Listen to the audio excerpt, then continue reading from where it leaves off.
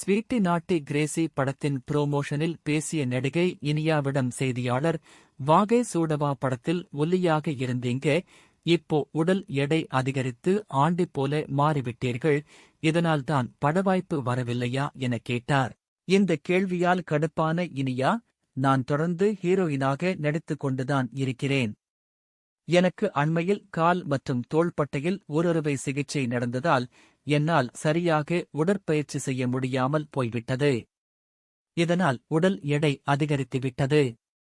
ஒரு நடிகை குண்டாகிவிட்டார் என்பதற்காக அவர் ஆண்டி, அக்கா கதாபாத்திரத்தில்தான் நடிக்க வேண்டும் என்று அவசியமில்லை.